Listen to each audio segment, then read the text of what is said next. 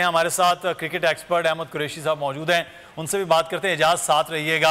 अहमद कुरैशी साहब, शुक्रिया आपके वक्त का। सबसे पहले तो आपसे ये जानना चाहेंगे, जो प्लेइंग 11 आज खिलाई जा रही है, जो बाबर ने टीम सेलेक्ट की है और नीदरलैंड के अगेंस्ट, क्या समझते हैं कि यही अब आगे कॉम्बिनेशन चलेगा या कुछ फ़खर को खिलाकर और अब्दुल्ला को बाहर बिठाकर कुछ और तजुर्बा करने की कोशिश हो रही है? देखिए, प्लेइंग 11 तो जबरदस्त है क्योंकि सऊद शकील को भी ऐड ऑन कर दिया है। So I think batting point of view से मिडिल ऑर्डर में काफी ज्यादा स्ट्रेंथ मिलेगी सऊद के इंक्लूजन से।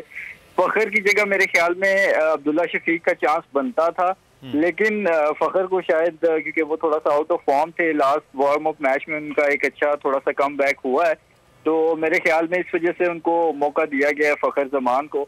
लेट्स सी कि अब वो किस तरह की बैटिंग करते हैं। ओवरऑल अगर देखा जाए तो मेरे ख्याल में जो टीम आज के मैच के लिए सिलेक्ट की गई है वो बिल्कुल जबरदस्त है। तो मिडिल ऑर्डर में तो हम पहले कदरे बेहतर खेल रहे थे अहमद, कि बाबर आजम भी परफॉर्म कर रहे हैं, रिजवान भी, इफ्तिखार चचा भी, लेकिन अब सऊद शकील के बाद अब लोअर ऑर्डर भी, मिडिल ऑर्डर फिर लोअर ऑर्डर में बैटिंग आज जितनी है, क्या स्कोर एक्सपेक्ट कर रहे हैं आप?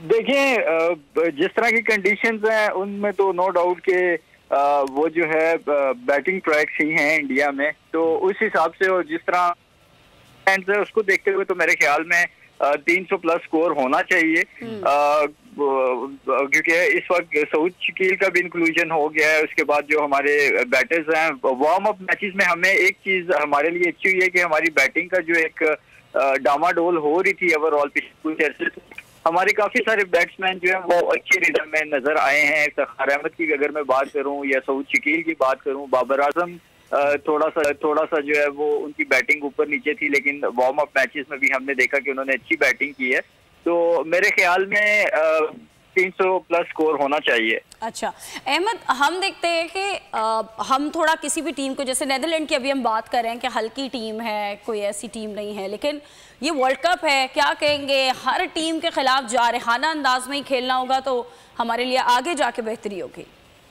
देखें, आजकल की जो क्रिकेट हो गई है क्रिकेट, उसके अगर आप डायनामिक्स देखें तो उसमें अब आपको एग्रेसिव अप्रोच के साथ ही जाना पड़ता है। अगर आप डिफेंसिव अप्रोच रखेंगे तो वो आपको कहीं ना कहीं जाके कॉस्ट करती है बहुत ज्यादा। सब्सक्राइब करें और बेल दबाएं ताकि कोई खबर रह न जाए।